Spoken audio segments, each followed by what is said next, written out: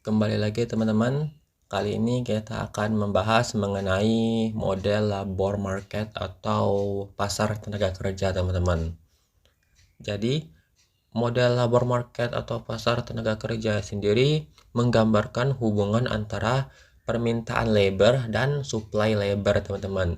Permintaan labornya ini sendiri adalah perusahaan yang ingin mendatangkan atau meminta pekerja. Sedangkan sisi supply-nya ini adalah berapa banyak pekerja yang ingin dipekerjakan atau berapa banyak orang yang ingin bekerja teman-teman. Dan di dalam model labor market sendiri memiliki dua variabel endogen dalam kurvanya di sumbu X dan sumbu Y-nya.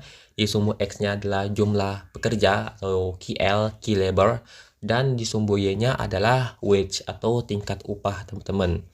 Nah, masuk ke kurva labor demand. Sebagaimana dengan demand-demand yang lain, demand di dalam labor market sendiri juga negatif sloping atau downward sloping. Ketika tingkat upah itu tinggi, maka jumlah labor yang diminta itu sedikit. Kenapa? Ya karena logikanya kan kalau seandainya gaji itu tinggi, maka jumlah pekerja yang ingin didatangkan atau diminta oleh perusahaan itu sedikit. Karena perusahaan harus membayar gaji mereka yang tinggi tadi teman-teman. Nah, begitu juga kalau seandainya tingkat gaji itu rendah, maka sebagian banyak pula jumlah pekerja yang akan didatangkan atau diminta oleh perusahaan. Karena mereka perusahaan hanya perlu membayar gaji yang rendah, teman-teman. Nah, sedangkan untuk sisi supply, sebagaimana dengan kurva supply yang lain, semakin tinggi tingkat gaji, maka semakin besar pula jumlah supply atau kuantitas supply-nya itu teman-teman. Jadi ketika tingkat gaji itu meningkat, logikanya kan orang-orang jadi pengen bekerja kan, jadi kan dapat banyak gaji gitu kan. Akibatnya ya ini menyebabkan kurva supply-nya itu upward sloping atau ke atas itu. Nah, selanjutnya kita berbicara soal faktor-faktor yang menggeser atau faktor-faktor eksogen teman-teman yang menggeser kurva demand labor dan supply labor. Di labor demand sendiri, faktor-faktor yang menggeser labor demand diantaranya adalah permintaan produk. Nah, teman-teman, ada suatu konsep yang namanya derived demand dalam ekonomi. Nah, di labor market sendiri, permintaan labor adalah derived demand daripada permintaan produk. Ketika misalkan permintaan terhadap produk A meningkat, maka permintaan perusahaan terhadap pekerja yang dapat memproduksi produk A juga meningkat. Nah, ini adalah konsep daripada derived demand atau permintaan turunan teman-teman. Jadi, ketika di permintaan produk A naik, maka demand terhadap labor yang bisa memproduksi produk A bergeser ke kanan sehingga meningkat. Yang kedua adalah teknologi teman-teman. Nah, teknologi ini memiliki korelasi yang negatif dengan labor demand teman-teman. Ini untuk unskilled worker. Ada pekerja yang skill labor dan ada yang unskilled labor. Unskilled labornya adalah bisa dibilang kayak pekerja-pekerja yang kurang kompeten, sedangkan skill labor adalah pekerja-pekerja yang katakanlah dalam tanda kutip pintar gitu teman-teman. Nah, jadi ketika teknologi itu makin canggih, maka kan perusahaan itu ya jelas akan memilih produksi pakai teknologi dong daripada pakai manusia, karena manusia harus bayar gaji, harus berkompromi dengan mereka, menghadapi sikap mereka. Sedangkan kalau seandainya pakai teknologi ya pakai aja gitu, nggak ada cost-cost lain yang harus dikorbankan.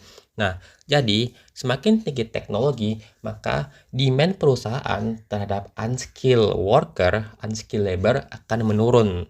Karena unskilled labor sendiri adalah substitusi, akan disubstitusikan, akan digantikan oleh teknologi. Sedangkan untuk skill worker atau skill labor, maka akan meningkat. Karena siapa yang akan mengoperasikan teknologi ini kalau bukan skill worker tadi.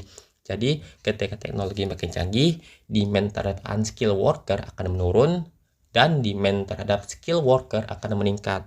Untuk yang ketiga adalah jumlah perusahaan teman-teman. Ketika jumlah perusahaan itu meningkat, maka labor demand akan meningkat juga. Mengapa? Ya karena kan kalau perusahaan itu meningkat, maka kan perusahaan tadi perlu untuk memproduksi barang, memproduksi pakai tenaga kerja. Semakin banyak jumlah perusahaan, semakin banyak jumlah produksi yang dilakukan, maka Semakin banyak jumlah pekerja yang ingin didatangkan sehingga labor demand akan bergeser ke sebelah kanan teman-teman. Dan untuk yang keempat adalah human capital. Human capital ini simpelnya adalah kualitas daripada sumber daya manusia ini, teman-teman. Nah, jadi ketika pendidikan, ketika human capital itu meningkat, kualitas SDM-nya itu meningkat, maka labor demand itu akan meningkat, teman-teman. Karena semakin tinggi atau semakin bagus human capital, maka worker-worker tadi akan menjadi skill worker, teman-teman, sehingga akan diinginkan oleh perusahaan, sehingga permintaannya akan meningkat. Nah, untuk yang sisi supply-nya, faktor-faktor eksogen yang menggeser kurva labor supply diantaranya adalah imigrasi, teman-teman. Imigrasi sendiri, misalkan di Indonesia ada TKA dari Cina datang ke Indonesia, mereka bekerja, datang ke Indonesia, ya berarti kan jumlah pekerja yang ada di Indonesia kan meningkat. Ada pekerja Indonesia dan ada pekerja dari China, sehingga labor supply di Indonesia akan meningkat, teman-teman, kan bergeser ke sebelah kanan. Untuk yang kedua, adanya ledakan populasi. Misalkan kayak di Bangladesh, kayak di India, terjadi ledakan populasi yang menyebabkan, ya jelas dong, populasi manusia meningkat, manusia bakal dewasa, bakal jadi pekerja, sehingga labor supply akan bergeser ke sebelah kanan. Untuk yang ketiga, minat bekerja rendah, teman-teman. Ketika orang-orang itu malas bekerja, mungkin karena ya bekerja itu menurut mereka itu nggak worth karena gajinya rendah, mereka nggak mau bekerja, minatnya rendah, sehingga supply atau stok pekerjanya kan turun nih. Ketika stok pekerja turun, maka labor supply akan bergeser ke sebelah kiri atas. Dan untuk yang keempat, adanya high unemployment benefit. Unemployment benefit ini adalah suatu konsep kayak semacam insentif atau semacam BLT gitu, teman-teman, yang diberikan di negara-negara maju kayak di US, di negara-negara Eropa. Ketika seorang pekerja itu dipecat, maka mereka akan mendapatkan BLT dari negaranya, teman-teman. Nah, semakin tinggi unemployment benefit, maka labor supply akan bergeser ke sebelah kiri. Mengapa? Logikanya gini. Misalkan kalian bekerja sebulan digaji 5 juta. Sedangkan kalian tinggal di US nih, ada unemployment benefit. Kalau seandainya kalian nggak bekerja, kalian diem aja di rumah, maka kalian akan mendapatkan BLT secara cuma-cuma dari pemerintah sebesar 4 juta per bulan. Nah, jadi kalau secara logikanya kan, ngapain capek-capek kerja kalau gaji cuma 5 juta? Mending dipecat aja dong, dipecat dapat unemployment benefit sebesar 4 juta per bulan. Nah, ini adalah faktor yang menggeser kurva labor supply ke sebelah kiri. Karena semakin tinggi unemployment benefit, maka minat bekerja itu semakin rendah. Sehingga labor supply bergeser ke sebelah kiri, teman-teman.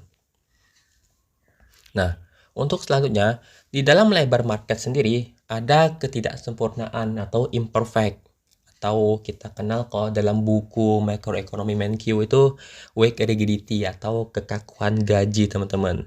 Nah, kekakuan gaji ini adalah ketika gaji itu tidak berada atau sulit untuk diberikan pada kondisi equilibrium, yang menyebabkan contoh-contohnya ada yang pertama adanya UMR atau minimum wage law.